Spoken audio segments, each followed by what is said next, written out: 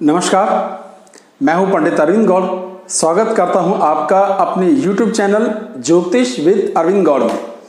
आज की चर्चा का विषय है सूर्य का राशि परिवर्तन और एक सुंदर तरीका बोलने का। सूर्य पुत्र के घर, राजा युवराज के घर जा रहे हैं क्योंकि बुध उनके पुत्र हैं, वो युवराज हैं। सूर्य को राजा समझा जाता है हमारी ग्रह संसद में। अगर हम ग्रहों की एक संसद समझें तो सूर्य को राजा का रुतबा हासिल है और बुध को उनके पुत्र यानी युवराज का। तो राजा युवराज के घर बड़ा सुंदर लगता है बोलने में। इसमें दो अच्छी बातें होने वाली हैं। एक तो सूर्य बदल रहा है, अपने मित्र के घर है, अपने पुत्र के घर है, ये भी ठीक है। यहाँ ये सम राशि में काउंट होता है, ना मित्र ना शत्रु यानी न्यूट्रल। तो एक ये भी बड़ी बात समझना जरूरी है कि हम न्यूट्रल काउंट करते हैं। एक योग होता है जिसे कहते हैं बुध आदित्य योग या सूर्य बुध योग। तो जब बुध आदित्य योग है, ये व्यापार के लिए, बौद्धिक सामर्थ्य के लिए, अच्छी बातचीत के लिए, कॉन्फिडेंस के लिए बड़ा अच्छा समझा जाता है। तो 16 तारीख से लेकर 22 तारीख तक गोचर में ये योग भी बनेगा। जिनका जन्म के समय से ही बुध आदित्य योग रहता है उनके लिए सूर्य का गोचर अत्यधिक लाभ का देने वाला हो जाता है। तो जन्म कुंडली में आपका सूर्य अच्छा है कि नहीं, इस विषय को अगर आप जानते हैं तो बड़ी खुशी की बात है। लेकिन अगर आपको इसको समझने के लिए कुछ शॉर्टकट, कुछ छोटे फिल्टर से ये बात समझनी है तो मैं एक अगला वीडियो तुरंत इस वीडियो के बाद अगले दिन अपलोड कर दूंगा, कल या परसों। आप उसे देखेंगे तो आपको अपनी जन्म कुंडली में अपने सूर्य की स्थिति पता चलेगी। इससे ये लाभ होगा कि आपको सूर्य के गोचर को समझना भी बड़ा आसान हो जाएगा। अगर अपनी कुंडली समझते हैं तो गोचर को समझना आसान हो जाता है। सूर्य एकमात्र ऐसे शानदार ग्रह हैं जो सभी ग्रहों को अस्त कर सकते हैं, पर वो स्वयं कभी अस्त नहीं हो सकते। ये कभी मार्गी ही रहते हैं, यानी कभी वक्री नहीं हो सकते, सदा मार्गी होते हैं, क्योंकि इनके अकॉर्डेंस में ही सारी बातें देखी जाती हैं। तो ये एक सूर्य की बात है कि ना कभी वक्री होते हैं ना कभी अस्त होते हैं। हाँ, वो अपनी नीच राशि शत्रु राशियों में जाते हैं। इसी को जन्म कुंडली में हमें देखना और समझना होता है कि उसका प्रभाव वो किस तरह से बदलते हैं। सूर्य के पास जो आधिपत्य है, जो 3 घर हैं जहाँ वो कारक हैं, जहाँ वो कंट्रोलर हैं, समझिए वो उनका अपना कंट्रोल होता है वहाँ पर। वो है लग्न यानी पहला घर, 9वां घर और 10वां घर। इन 3 घरों के वो कारक हैं। एकमात्र दृष्टि है उनकी 7वीं, और किसी दृष्टि से वो देखते नहीं है। तो 7वीं दृष्टि से पूर्ण दृष्टि ठीक सामने वाले घर पर उनकी होती है। ग्रहों के राजा हैं, युवराज के घर जा रहे हैं। 7-8 दिनों के लिए बुध आदित्य योग भी बनाएंगे जो बड़ा सुंदर होता है। पूरे 1 महीने का ये गोचर है, हर साल फिक्स इसी डेट से लेकर इसी डेट तक होता है। तो ये कोई बहुत बड़ी बात नहीं है, लेकिन क्योंकि गोचर में कोई भी चेंज है तो ये मेरी जिम्मेदारी है, आपके प्रति मेरा एक लगाव, एक प्रेम है कि भाई मैं वो जानकारी के संबंध में आपको नॉलेज देता जाऊं, वो जानकारियां मैं आप तक पहुंचाऊं जो मुझे नॉलेज में है। तो ये थोड़ी सी बातचीत करना जरूरी था। तो सूर्य सामर्थ्य के, आत्मा के, आत्मबल के, प्रताप के, शक्ति के कंट्रोलर है। अगर आपका सूर्य बहुत अच्छा होगा तो आप में आत्मबल अपने आप ही बहुत अधिक होगा। आप में किसी का सामना करने की ताकत, आपका कॉन्फिडेंस, आपकी गवर्नमेंट से संबंधित तालमेल, पिता के साथ आपके सुखों की स्थितियां, क्योंकि वो पिता के भी कारक हैं, अपने आप ही ठीक हो जाएंगे। और अगर सूर्य कमजोर होगा तो आपका आत्मबल कमजोर हो जाएगा, आपका कॉन्फिडेंस थोड़ा घटेगा, आपकी शान, आपकी अकड़, आपका दम्भ, आपकी पोजीशन कमजोर होती जाएगी। तो सूर्य का बलवान होना ही आपकी कुंडली में बहुत बहुत जरूरी है, क्योंकि राजा है और राजा कमजोर होते ही ये आत्म कारक ग्रह होता है, आत्मा को संभालने वाला ग्रह, आत्मा को बल देने वाला ग्रह है। तो सूर्य का बलवान होना बहुत जरूरी है। तो हमने क्या चीजें जानी कि सूर्य ही सभी ग्रहों को अस्त करते हैं। वो टेबल मैंने स्क्रीन पे दिखाई, कौन कौन से ग्रह कब कब। ये डायरेक्टली रिलेवेंट नहीं है, लेकिन नॉलेज देने के लिए। कभी वक्री नहीं होते, राजा हैं और अब युवराज के घर जाएंगे 1 महीने के लिए। यहाँ ये सम है, ना मित्र ना शत्रु। हर एक लगन पर इसका क्या प्रभाव होगा, इसके संबंध में भी चर्चा करते हैं। बहुत सारे कमेंट्स इस मुद्दे पर आते हैं कि आप लगन से बता रहे हो कि राशि से।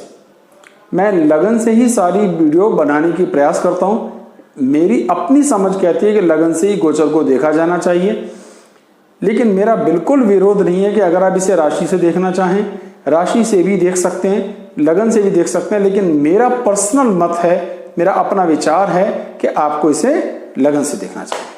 मेष से शुरू करते हैं। तो मेष लगन के लिए सूर्य क्या करेंगे, छठे घर में रहेंगे। अब छठा घर है हमारे शत्रुओं का, बीमारियों का। तो बिल्कुल मैं इसलिए नॉर्मल भाषा, साधारण बातचीत में कोशिश करता हूं कि अगर आप उसे देखें तो आपको समझ में आए। तो सूर्य हैं छठे घर में, और छठा घर है बीमारियों का, कर्जों का, समस्याओं का, कोर्ट कचहरी का, खींचतान का, भाग दौड़ का, शत्रुता का। और सूर्य वहां जाते हैं, इन सब चीजों को आपके फेवर में कंट्रोल करते हैं।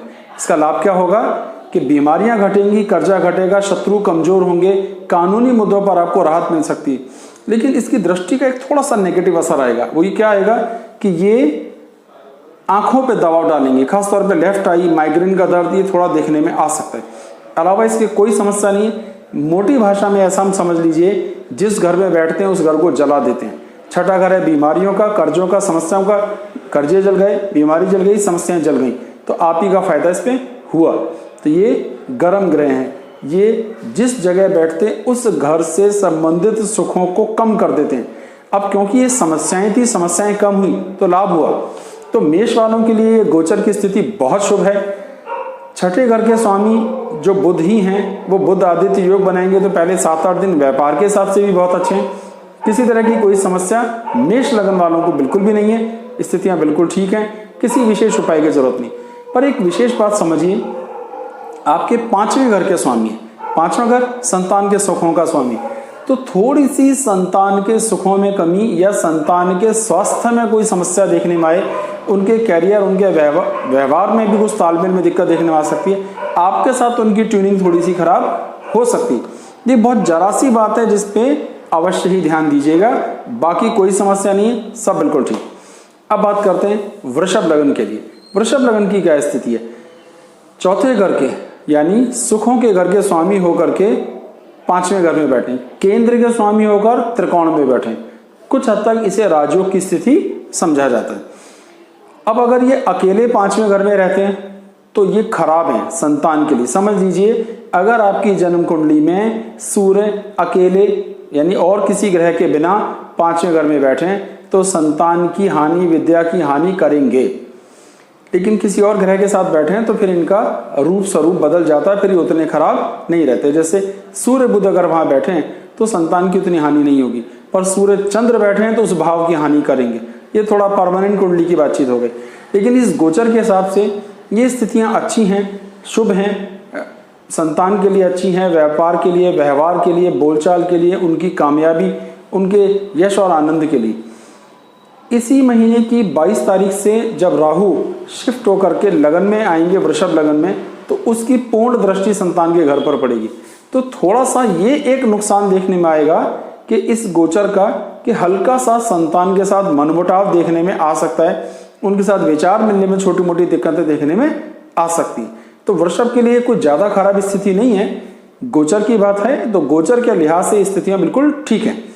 मिथुन की बात करते हैं तो चौथे घर में आएंगे। चौथा घर सुखों का, हमारी सामर्थ्य का, तो सुखों के घर में सूर्य का होना अधिक शुभ नहीं। चौथा घर हमारे हार्ट का भी है। अगर डायरेक्टली उस पर राहु की दृष्टि पड़ती हो, जैसे अभी गोचर में पड़ेगी 22 तारीख से, अगले महीने जब तक 16 तारीख तक, अक्टूबर तक ये रहेंगे, तो ये लगातार राहु की पूर्ण दृष्टि सूर्य को पड़ेगी।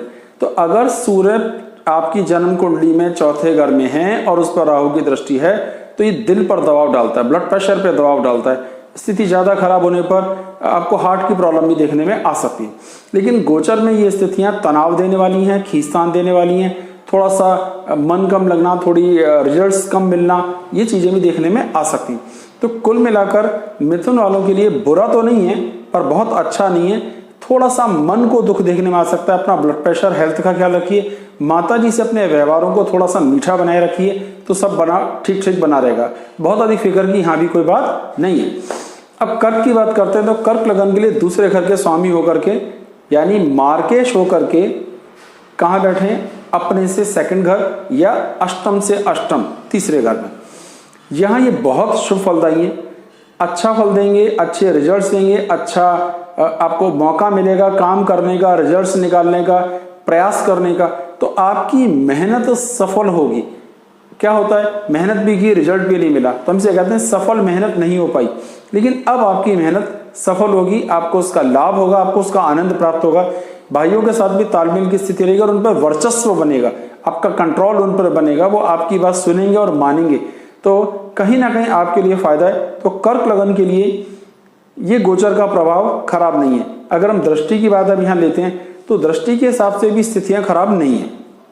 इसलिए नहीं है कि वो भाग्य के स्थान पर पिता के स्थान को देखेगा और वहां उसकी स्थितियां ठीक हैं, इसलिए कोई विशेष समस्या नहीं होगी। तो कर्क वालों को भी इसे शुभ ही समझना चाहिए। अब सिंह लगन की बात करते हैं। अब सिंह लगन का खुद का स्वामी है, वो दूसरे घर में बैठता है, कोई ये बहुत खराब स्थिति नहीं है, लेकिन गले की, आंखों की समस्याएं बढ़ेंगी। तो कुछ गले में तनाव, कुछ आंखों में समस्या देखने में आ सकती है, तो थोड़ा सा ध्यान रखना है। खासतौर पर सीधी आंख में ज्यादा दिक्कत देखने में आ सकती है। थोड़ी बहुत कभी कभी आपको सीधे कान में भी कुछ समस्या देखने में आ सकती है, तो थोड़ा सा ये ध्यान रखना है। भाषा की कटुता, कठोरता बढ़ेगी, जाने अनजाने आप अपने शब्दों का कठोर प्रयोग कर सकते हैं, थोड़ा गुस्सा बढ़ सकता है। और इसकी दृष्टि 8वें घर पे पड़ने के कारण आपको कमर से संबंधित तनाव थोड़े बहुत देखने में आ सकते हैं। थोड़े बहुत यूरिन से संबंधित यानी बुखार आना, गर्मी होना भी देखने में आ सकता है। ये बहुत माइनर फीचर्स हैं। तो सिंह के लिए ये गोचर कोई विशेष अच्छा नहीं है, बुरा नहीं है, पर विशेष अच्छा नहीं है। कन्या, कन्या के तो लगन में ही आएंगे, लेकिन क्या है 12वें घर के स्वामी होकर के लगन में आएंगे, तो थोड़ा सा खर्चे बढ़ना, थोड़ा तनाव बढ़ना, थोड़ा प्रेशर आना, थोड़ा अनईजी फील करना भी देखने में आ सकता है, क्योंकि वो सम है। लेकिन जब तक बुध आदित्य योग बनाएंगे तो बहुत शुभ फल देंगे। उसके बाद जब ये अकेले रह जाएंगे और बुध अगले घर में चले जाएंगे तो तब थोड़ी सी दिक्कत देखने में आने वाली है। तो माइनर दिक्कत है, आंखों को आएगी, बुखार की आ सकती है, आपके चेहरे पे कोई छोटे मोटे चोट के निशान। देखिए गोचर में इतनी सारी चीजें हो नहीं सकती कभी, लेकिन लमसम है कि किसी को कुछ होता है, किसी को कुछ। लेकिन जन्म के समय से ही आपके लगन में है और अकेले हैं, तो अकेले सूर्य बैठे हैं, तो आपको अधिक दुष्परिणाम देखने में आ सकते हैं। लेकिन लगन के समय से ही सूर्य बुध इकट्ठे लगन में है और अब भी लगन में इकट्ठे आ रहे हैं, तो ये कोई बहुत अधिक चिंता का विषय नहीं है, लेकिन बताना मेरी जिम्मेदारी है। तो होगा ये कि आंखों को कोई तकलीफ, सिर को कोई तकलीफ, बालों की सुंदरता में कोई कमी, चेहरे पे किसी तरह का कोई चोट निशान, झाई इत्यादि हो सकती है, तो थोड़ी सी सावधानी रखना आवश्यक है। आंखों के लिए विशेष तौर पर, सिर के लिए विशेष तौर पर।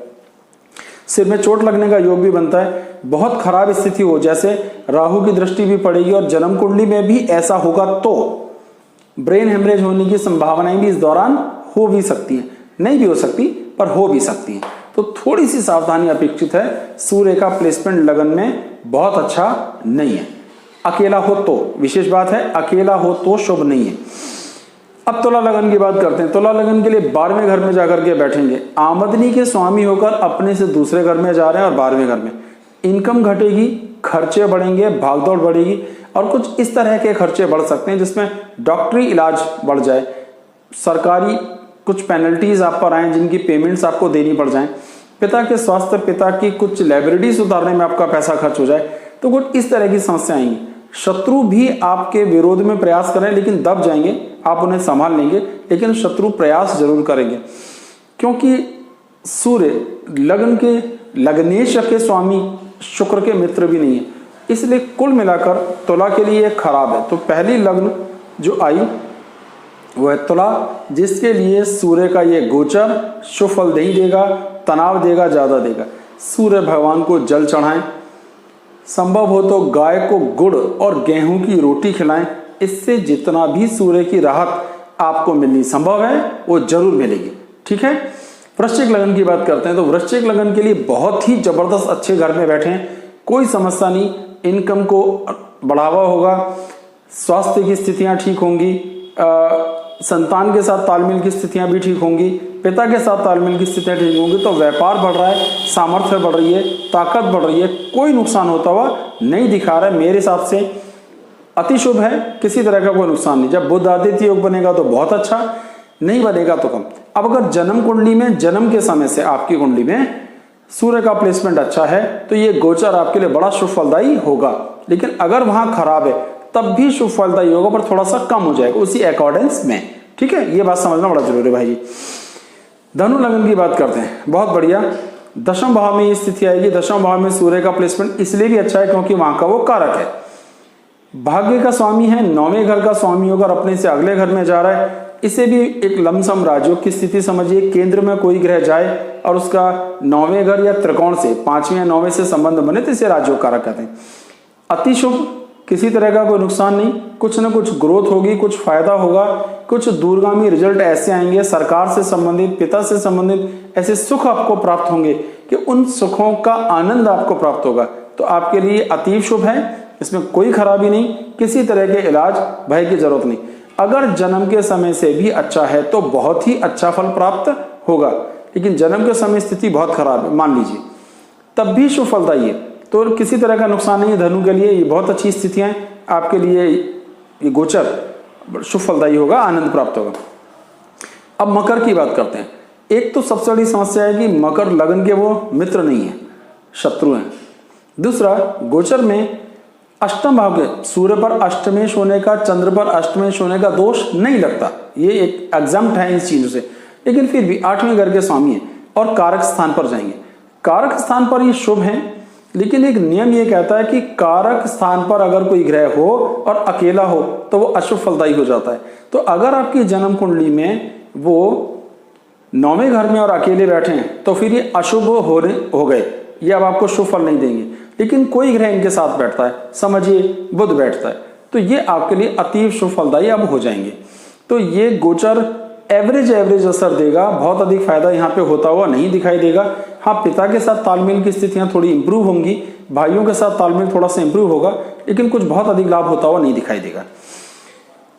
कुंभ लगन के लिए भी वही स्थिति है, लग्नेश के मित्र नहीं है, इसलिए बहुत अधिक नहीं होगा और अष्टम भाव में जाएंगे तो कहीं ना कहीं आपको आंखों की समस्या देखने में आएगी, जलन की समस्या देखने में आएगी, आपको यूरिन इन्फेक्शन या ऐसी कोई प्रॉब्लम देखने में आ सकती है। तो इन चीज़ों के लिए मानसिक तैयारी करनी है। वैवाहिक जिंदगी की स्थिति थोड़ी सी कमजोर हो सकती है। जिनका पहले से ही बहुत खराब हालत चल रही होगी वैवाहिक जिंदगी की, सूर्य के कारण उनका तलाक भी हो सकता है, तो नए सिरे से मन मुटाव। तो कुंभ के लिए योग बिल्कुल शुभता नहीं। तो मकर और कुंभ वालों को एक साथ में उपाय बता देता हूं क्या करना चाहिए। सूर्य के लिए सूर्य भगवान को जल चढ़ाएं, उनको जल का अभिषेक करते हैं, जैसे जल चढ़ाना बोलते हैं, अर्घ देना कहते हैं, और गाय को गुड़ और गेहूं की रोटी दें। सूर्य का मंत्र जाप भी किया जा सकता है। तो ये सारे उपाय मैं आपको डिस्क्रिप्शन में लिख दूंगा, जिससे कि आपको इसे समझना और आसान हो, ये और स्क्रीन पे मैं हाथों हाथ लिख के दिखाता जाऊंगा जिससे आप इसे कर सकें, तो आपको कोई मुश्किल नहीं होगी यहाँ पे। तो ये दोनों मकर के लिए शुभ नहीं है, कुंभ के लिए शुभ नहीं है, तुला के लिए शुभ नहीं। अब आ जाती है मीन की। मीन की स्थिति ये रहेगी कि 7वें घर में आएंगे, वैवाहिक जीवन के सुखों के घर में। 7वें घर में सूर्य का प्लेसमेंट शुभ नहीं होता है। यहाँ आने पर ये निश्चित रूप से वैवाहिक जिंदगी पर दबाव डालते हैं, ससुराल वालों से खींचतान बढ़ती है, वाइफ की हेल्थ, वाइफ का गुस्सा बढ़ता है, और इसका इम्पैक्ट लगन पर आने से आपका भी।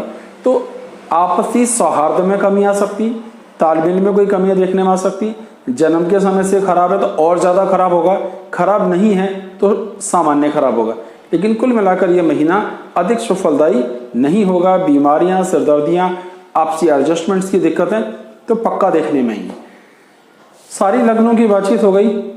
बीच बीच में जो उपाय की जरूरत थी वो मैं लिखकर दिखाता जा रहा हूं, आपने देख भी लिया होगा। इस वीडियो को अच्छे से समझने के लिए जरूरी है कि आप अगला वीडियो जो मैं अपलोड करूंगा उसे भी देखें। इससे ये लाभ होगा कि आपकी अपनी कुंडली में एक मोटा मोटा आइडिया कैसे लगा लें, 90% आइडिया कि आपका सूर्य शुभ है या नहीं, तो वो शुभ फल देगा कि नहीं। तो इससे ये लाभ होगा कि हमेशा के लिए आपको अपने शुभ की, सूर्य की शुभ और अशुभ स्थिति क्लियर हो जाएगी। तो उसी हिसाब से उपाय भी आप कर सकेंगे और लाभ ले सकेंगे, तो उसमें आपका फायदा होगा।